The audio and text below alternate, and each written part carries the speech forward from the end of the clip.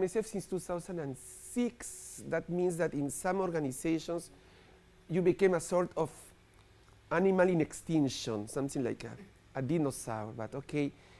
And I got a lot of experience because in MSF, they give you the opportunity to see and do a lot of things.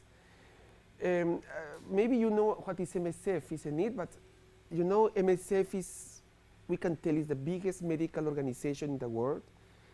And what I'm going to talk today is surgical care that is very little, very tiny in comparison to what we do. If we compare that last year we did around 60,000 interventions to new patients. We do 2 million of vaccination. We do 250,000 antenatal care, you know? So it's not so much, but also it's very important because surgical care at the end, what it does, it reduces mortality in a given population. So now it's, no, even my voice I did not recognize. So you are going to see photos, all the photos are for me. If you will see a patient in a photo is that I ask him the permission, so they are aware that these photos might be published. Yeah, so a little bit of the story because as everyone, when we study a career, we want to do something in our life. And then all of a sudden happens something that changed all the way you was thinking. And it happened to me because first of all, in my country, I didn't know that existed Doctor Without Borders. And now I'm working there in a permanent position. So already it was presented, I was born in Lima. If someone knows, it's nearby the Pacific Ocean and it's the capital city of Peru. So when I finished school, I did an examination and I entered to the San Marcos University, that is the oldest in America. So it's very prestigious, and to enter then, you need to study a lot. But then the government did a selection of students and they proposed me to study abroad. You know, you have 17 years old, you don't want to see your more parents around. So I said, yes, I would like to go. So I ended in that time in the Soviet Union. So for people that doesn't know what was the Soviet Union because you are young, it's all what was now in the east of Europe. So I studied Russian language in the Republic of Moldova. Now, in that time it was part of the Soviet Union. And then I studied medicine in Odessa. Now it's Ukraine, but also in that time was the Soviet Union. So after I got my license, in Peru, I don't know how it's in Lebanon, but in Peru, we are obliged, all the medical and paramedical profiles, to work 1 year in the rural areas. And in my country, it means to work at 4,000 meters over sea level, or in the jungle of the Amazonian River, in the border of Brazil, or in the desert near the Pacific Ocean. So this is instead of doing military service. Now, of course, we don't have obliged military service, but all medical and paramedical profiles are obliged to do it. Otherwise, you cannot work. So a little bit of photos. So in the left side, you see my nice university, where I began in Lima. Then I ended in Odessa. And at the end, as a young doctor, I came to this little health center because in my country, all health centers has doctors. And you cannot work in a hospital if you don't have a specialization. Then, after 3 years, because I wanted to do more in my life, after 3 years, I returned to Odessa to study anesthesia. And very long ago, I got graduated in 1990. So maybe a lot of you were not born in that time, but okay, I graduated in that time, and I returned to Peru. And you know, when you live abroad, you are waiting the time to return home because you are very patriotic, you know. So in that time, you can believe in that time didn't exist internet. So I was writing with my parents every 6 months a letter. So really, I returned home because I wanted to work in my country and to do the best what I want to my country. So I came to Peru in 1919 and I worked until 2005 before I joined MSF. And this is a town that is located 3,850 meters over sea level, that for Peru is medium range altitude. Peru, you see, the Andes, we have all this. And the hospital was a nice hospital where we were doing everything, laparoscopic surgery, neonatal intensive care, everything. Only to put you that I was working in a very nice, very modern hospital. But what happened? And this is the moment when sometimes your life changes. So I was making a master in public health in Belgium. And there were some colleagues in Belgium in the master that were saying, oh, you know, there's an organization called Doctors Without Borders. What is Doctors Without Borders? So I entered the internet and this and that. Ah, very interesting. And people told me, Miguel, why you don't try? So I like this organization because of the philosophy of helping people in need, that the healthcare is provided by free, that this organization tries to reduce any blockage, any distance in between the medical care and the person. So I said, okay, let's try. So I applied in 2001 and I was recruited. But I had a lot of committees in my country because you are sent by the government to work. You know, in Latin America, healthcare is mainly state. It's like a sort of NHS of the UK. So I needed to come back to work. I cannot go back. So I worked in my country, and then in 2006, they proposed me a mission, and I said, okay, I leave.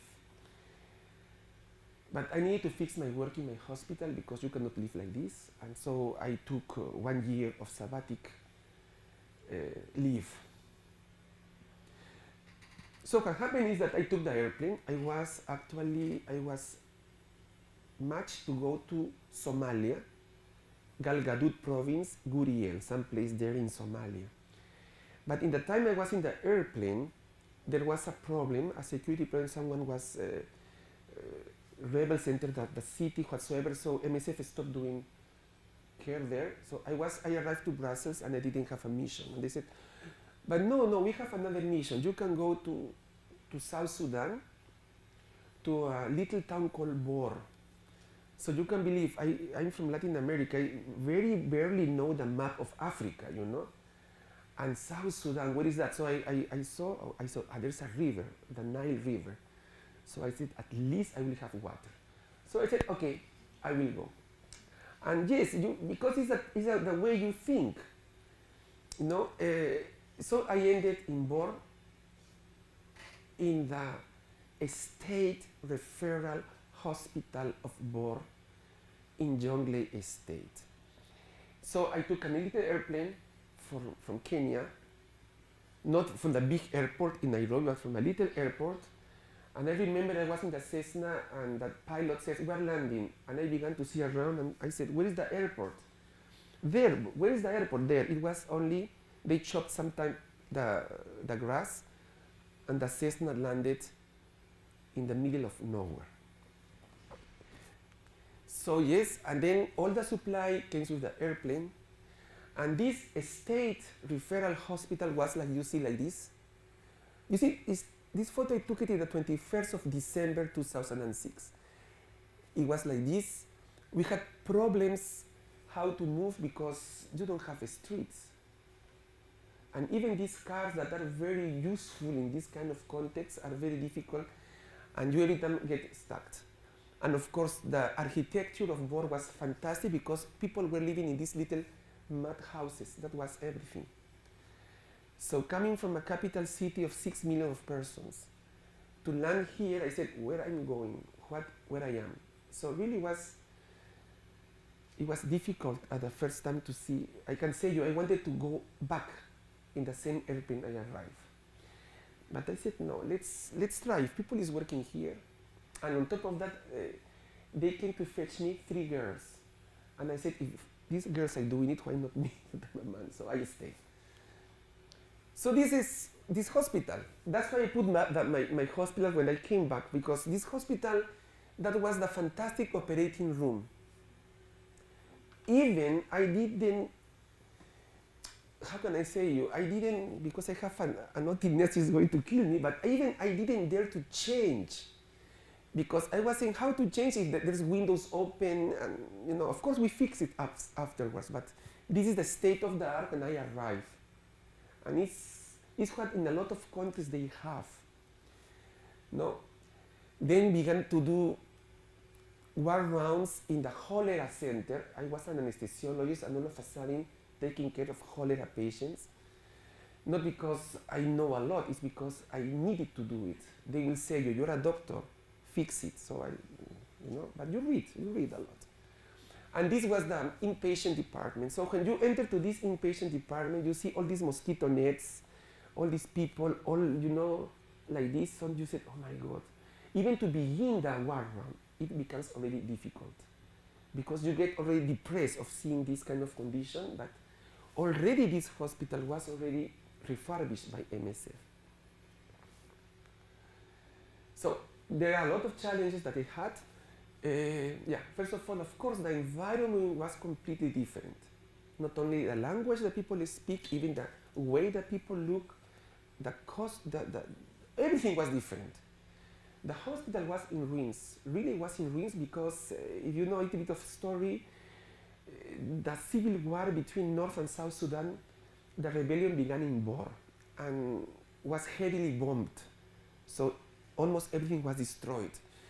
So MSF was rebuilding it, so we were moving from one side to another, from one container or one tent to another, while the logisticians and engineers were fixing all the hospital. The problem was that I was working alone. Here you are our colleagues, so even now, if you have a problem, now you have WhatsApp, no? I know it, because now, in our projects, now in 2018, there's no project in MSF that there's no internet. And now I see my colleagues, fellow colleagues now, by WhatsApping to their friends back home to ask what I can do with a case. In that time, in 2006, forget. So for me it was very difficult, because I remember taking a birth of a baby. I came anesthesiologist because of course I didn't want to do that. But when I was there, it's what you have most common. So I remember it was a very difficult birth. It was a 16-year-old girl, and I was sitting trying to receive this baby that was not coming up. And I was every time thinking, moving like this, like when you do internship, trying to see if my teacher was behind me. And my teacher was not behind me, of course. So then it's like when you take things from the library, all of a sudden you begin to remember what you did 10 years ago, and then, okay, everything is fine. But to go this was very difficult, to go through this barrier. And sometimes was hostile. For example, you are eating and bats goes around, for example. Or I remember the recommendation of my administrator in Bor. He said, everything here can kill you. So I was with a stick at night, went to the toilet. Of course, you can believe what kind of toilet. Because apparently the stick, when a snake is around and the snake feels the stick, they run away. So yeah, it was really difficult. It was hostile because I'm from a city. I have never been in a rural area. And then this kind of rural area was very difficult. But yeah, you see me here and I survived and very well. So I thought every time, will I resist this mission? For me it was a challenge in every night. Do I will survive? Because you can believe we're only two doctors. One surgeon and me, the anesthesiologist, and we divided all the workload of the hospital in between two. So for me as an anesthetist, of course, I needed to do emergency room. So every night they were calling me the nurses from the emergency room. And you can believe these nurses, they are not a nurse of Lebanon. Huh? They had studied 2 months, 4 weeks in a refugee camp, I don't know where, in Ethiopia, in Kenya. And they had a little diploma of the Red Cross of Norwegian or MSF or whatsoever, and they are nurses. So they work with us because, of course, of what you have, they know more. But we were constantly asked to go to the emergency room. Once even we have a pantera. No, it wasn't a panther. It was not a lion, another kind of animal, but it was these wild animals going around. It was a tiger. Yeah, it was a tiger. Like something like this. And I remember my field coordinator, he was jogging. You know, I don't like to do sport, that's why sometimes I'm still alive. He was jogging around the compound, and all of a sudden he said, "Wah!" and was this animal. So you can believe him. I cannot. He's from Colombia. So he jumped inside the car, and then the guards killed this animal. But I remember that 3 months, we need to take the car to cross the street, because it was a male, and they said that a female was looking for him. So we needed to take a car. So even these things, you know, you say, oh my God, where I am here. But it's very interesting. So I stayed in board, and I stayed for 9 months. My mission was for 3. I stayed for 9 months because I loved what I was doing. And what I was doing was training nurses to do emergency medicine. Anesthesia was more difficult, so I was doing myself. But really, after 9 months, they were absolutely not calling me more at night. And these things makes you really fine. You say, oh my God, I'm doing something good. So this is the living conditions, of course. That was where we eat it. That was my fantastic intercontinental room that I had for 9 months. You can believe, I see a lot of people with beard. You can believe how you can shave here. You know, no, forget, it was difficult. And this for me was the most catastrophic. I never used that. So every time I was kneeling, I said, how I do? I was every time thinking that I'm going to do wrongly. So for me, it was like a ceremony of the thief. I was taking out all the pants. No, it was horrible. It was horrible. And on top of that, in the ceiling, when you are sitting, looking, bats hanging, you know. So really it wasn't. So of course you have these kind of phases, because you don't have, in this kind of environment, you get very, very tired. Because you have a lot of work and you don't have too much rest. Because even the conditions to rest are difficult. But the work makes you, at least as medical doctors, it's so interesting to see things that you had never seen, or to read diseases that you only saw them in the book, that you are eager to be there, because every day is something new, as a medical doctor speaking. So that's why I stayed 9 months, because it really was interesting to see all these cases coming. So I did a lot of things more. You see, I said, you know, I saw a lot of pathologies. I never saw in my life leprosy until I arrived to Bor. I never saw in my life measles until I was in Bor. Of course, maybe I had measles, but in the time I studied to be a medical doctor, didn't exist more measles. Rabies. I saw 3 cases of rabies that I never saw. And then you have meningitis, all these cholera, all these diseases. So really, really was very interesting. But as I told you, my most satisfying task was to do training. And what I learned a lot is that we are humans beings, and we have what we call humanity, isn't it? It was more broadly being human than only my community, my religion, my belief. I think that people are the same everywhere. And the touchy point here was that we had, you know, these people are like National Geographic. You see these tribes fighting with spears. It's exactly the same. So once there was an attack of one tribe to another tribe with spears. And a little girl of 11 years old, she got a spear crossing the right lung, through the diaphragm, through the liver, through the stomach, going out from here. So the spear was like this. And she was brought from another city by a Russian army helicopter. So a lot of people work a lot to bring this girl to our hospital. This hospital, but we are the referral state hospital, even if we are in plastic city. And this girl came and the surgeon said, Lucy, what we can do with this? And I told him, look, Godi, he's from Congo. If so many people did the effort to bring this girl here, let's try. Anyway, she will die. Okay, we tried. Of course, a translator talked with the mother and told her that she might die and this and that. So we entered to the operating room. She did 3 cardiac arrests. Well, but she got alive. In that night, I remember I passed all the night with her. We don't have intensive care, forget, in these conditions. Huh? So I was in her bed trying to see her, how she was. And in the morning, she woke up. She woke up and she began to call her mother. So for me, it was a very nice diagnosis because I was thinking every time of hypoxia because she did 3 times cardiac arrest. No, she was calling her mother. So the mother comes and the mother, okay, and I was, looking this very beautiful scene, and then the mother looks to me.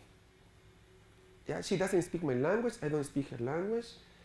In these countries, almost they are naked, and they only have a necklace. That means the generation they are, because each certain years they use a necklace that says you are the generation of the 40s or the 50s or the 60s. So she comes to me and she looks to me, and you see the vision, the sight of the woman is a mother anyway, even where she is a mother. And the only thing she did it, she came to me and she did it like this. Of course, Miguel, I was crying because it was so touchy for me. Yeah? And this was the moment that turned my life. And I said, okay, maybe I stay with MSF because here I'm used to, in my hospital every day doing laparoscopic cholecystectomies, So yeah, that was the situation. But then of course we have fun as we can have. So this colleague is from Congo. He liked to do namachoma, they say it is lamb in barbecue. We got Christmas, and in the middle of the bush you don't have nothing. So from Kenya they sent us a little chicken because of course there's no chicken in Bor. So it was a chicken for Christmas, and because I was of course 20 kilos more than now, I was of course, you see, Santa Claus. But we didn't have that, so we have soda hot tea.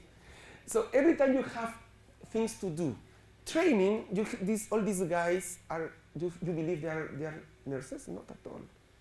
They are smart guys that you can train them and they can do smart things. Dancing with the national staff. Of course, in South Sudan, the middle height of a male is 2 meters 10, I think, and women 2 meters. So I was like this. I remember when I need to talk to someone, I said, please sit down. Because it was so amazing to talk like this. Even you are little, my dear, there in South Sudan. So I said, no. And they said that I was abnormal because I was so little. I said, and yet I'm not Filipino. I said, okay, anyway. And then you see this. This is the way they dance. They have fight. In my country, we love football. So one town plays football with another town. And the one that wins, the town wins. Here they do fight. Something is Greco-Roman fighting, something like this. And they come on like this, And you see the necklace. The necklace means of what generation they are. So even in terms of ethnography, sociology, it was very interesting to see. And of course, also we have problems. These beautiful cars, sometimes they get broken in the middle of nowhere. And so we need to have patience to see when they're going to come to rescue us.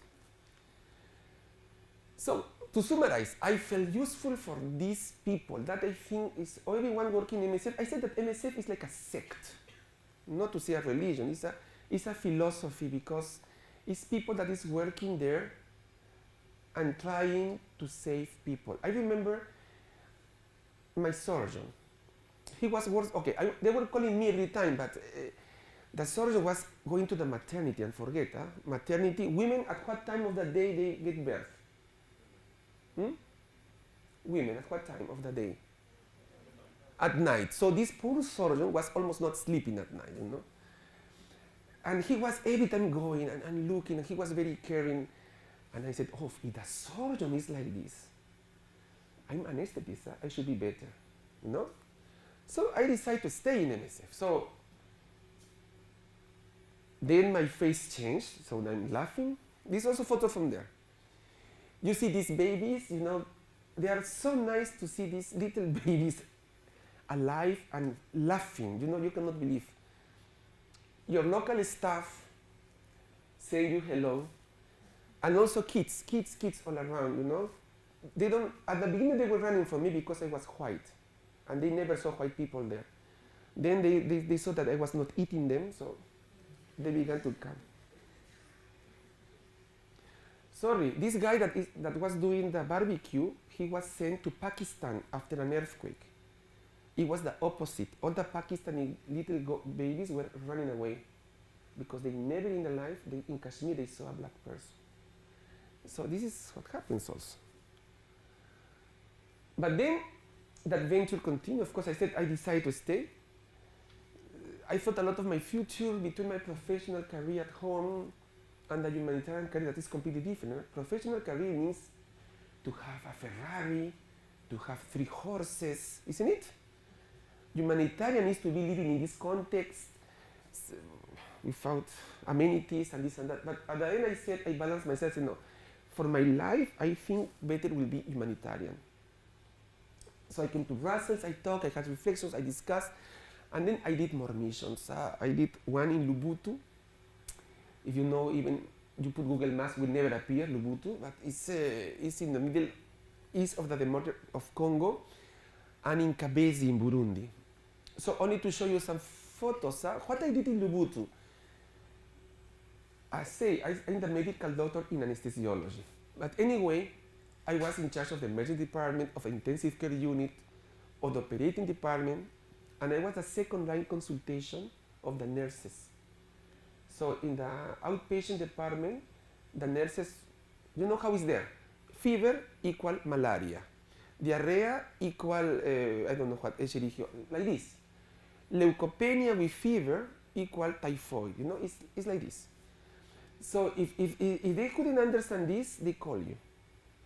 But sometimes you need to follow what they say because you yourself, you don't know what they're. In Lubuntu, the first time in my life, I heard what is schistosomiasis. You know what is this? Yeah, me not. And then, good to work in MSF because you have books and you read schistosomiasis. What? Even I didn't know how to pronounce it. But I also perform epidemiology, data collection that is very important, training of nurses, but here in emergency and intensive care, because we had local nurses and anesthetists. The only thing I was doing with them, I was coaching them, not learning. And of course, much and much more. I could fill a lot of slides. So this is my life there. So yeah, you see me dressing Congolese dresses for the New Year Eve. Of course, this is yeah, very colorful. In Latin America, we never use it because people will see what I'm doing like this, but there is like this. Then patients operating. And we had a fantastic campaign against HIV. So also I participated in all these things. And finally, again, in maternity, in Kabezi, I had a lot of things. Here also I did pharmacy management because we are very few people, so we are multitask. Doctors are less, nurses are worse, because every day I see the super nurse, because nurses, they need to do everything. And yes, training, operating theater, teaching how to do spinal, looking to a newborn, making resuscitation, and of course, even attending a wedding in Burundi. So there's a lot of things to do. Yeah, this photo is 15 years ago, so yeah, I see the difference also me, myself. Yeah, but MSF didn't end in this. So when you go in MSF, you work in MSF, you do a lot of missions, then in one month you need to decide, are you still going to be the same doctor doing the same, or what I will do in my career? So you have two paths, or you go what we call growing up in the field. So already you're not a medical doctor, but you become maybe the medical director. Don't worry, in MSF for that there are courses, you have training. They don't put you as medical director immediately, but you go for trainings. Or you move to headquarters. So I decided a second, move to headquarters, because I thought that being in headquarters, my input will be more, they will hear to me. That's what happened. So I was in my third mission, the position was open to create the unit of surgery and critical care. I enter, and from there, I'm working there, and the work is very rewarding. So, beautiful to see children playing with your stethoscope. Now I saw someone here bringing a stethoscope. Sorry, now I don't see any doctor with a stethoscope, so I was very happy to see someone with a stethoscope. Who was? Who came with a stethoscope today? I saw one of you. Was you, no? Congratulations. At least one makes me feel that I'm a medical doctor, because in the field, surgeons, they don't know even what is that. And so this is very important when you treat children, because children are very nice and they die of things that are preventable. They die of measles, they die of diarrhea, they die of a simple bronchitis. So I think that is very important, children, and of course, second, maternity, because a woman should not die because she gives life. And in some countries, women have a lot of chance of dying when giving birth. So yeah, so I end with this, and I don't know if you have some questions.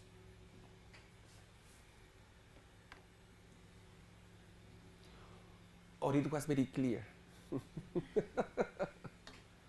Or nobody is going to run away. No more. Yes?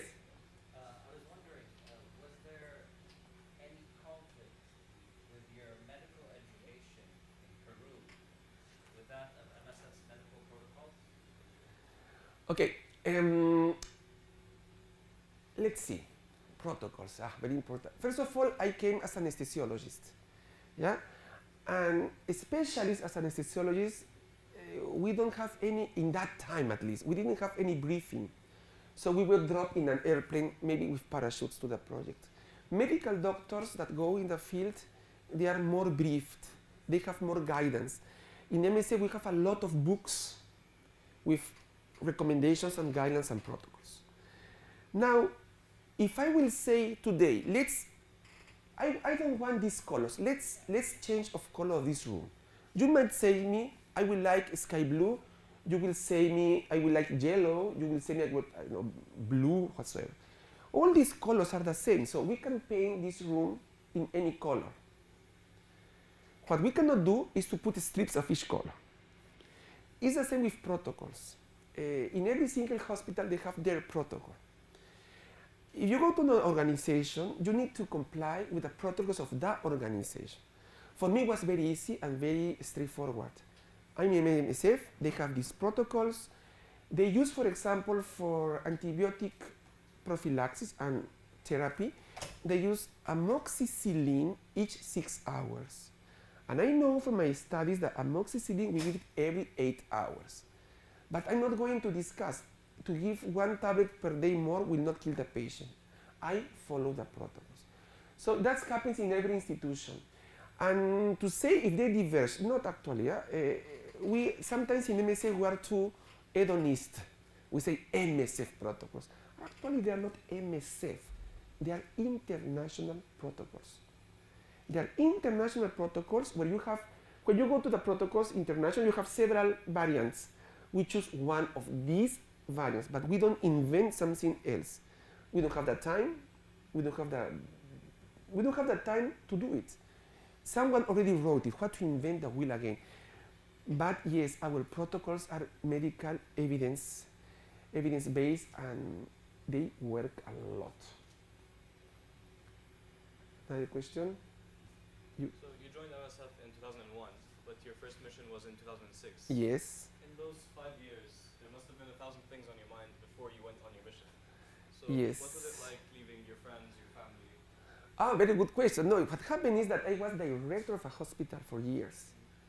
And in Peru, you cannot be a dictator in a hospital, so you need to quit your position at least in 4 years. So in 2005, I ended my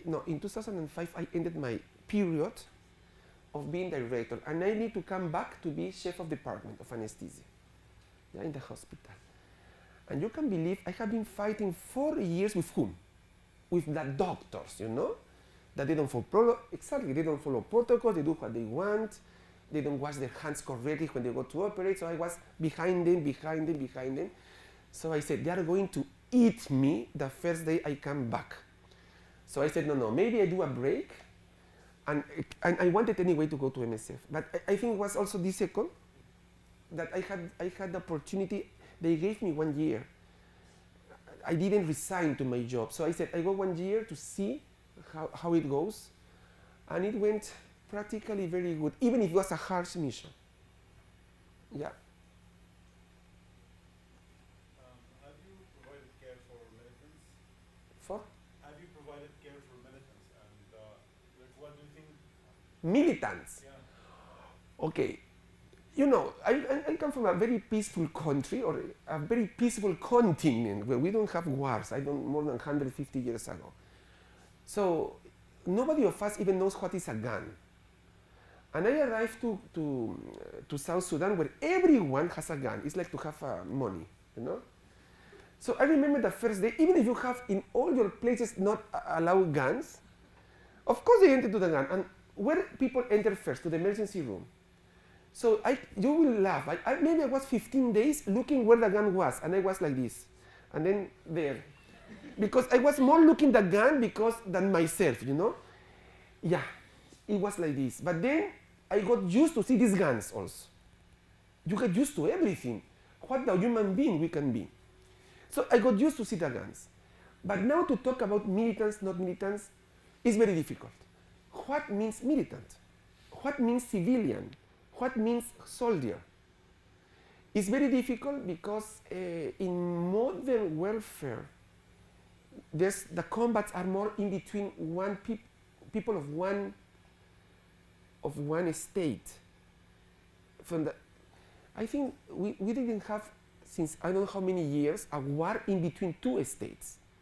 So normally it's mainly, so it's very difficult. But then aside of this, all we did our oath, and for us, everyone is a patient. We should not make difference, and I never did it. Maybe for me it was easier because I was from out. But then I was every time seeing my colleagues working, and that happened to me in Syria when I was near Idlib 2 years ago. I was saying, look, all people coming here, first of all, are Syrians, and second, all are patients. So no here that you are from this group, or that, no way in the hospital. Sometimes it's very difficult for us. In Kunduz, in one moment in Afghanistan, we need to put militants in one side, military in another ward. But normally we should not do it, and I don't know if you know the Geneva Conventions that were signed in 1865 when there was a war between Italy and Austria. In that time, it was created the Red Cross International, The Red Cross International was created to do it more human war, or to do the war more civilized. It's very strange to say that, but yes. So one of the conventions says that everyone that is wounded or is ill, it becomes a patient. It's not more even a combatant. So even this terminology should not be used. And second, a second convention says that everyone giving care to a patient should be protected. So yeah, we don't know. No. Is it common for MSF hospitals to be attacked? Because like 2 years ago they attacked the hospital in Iraq.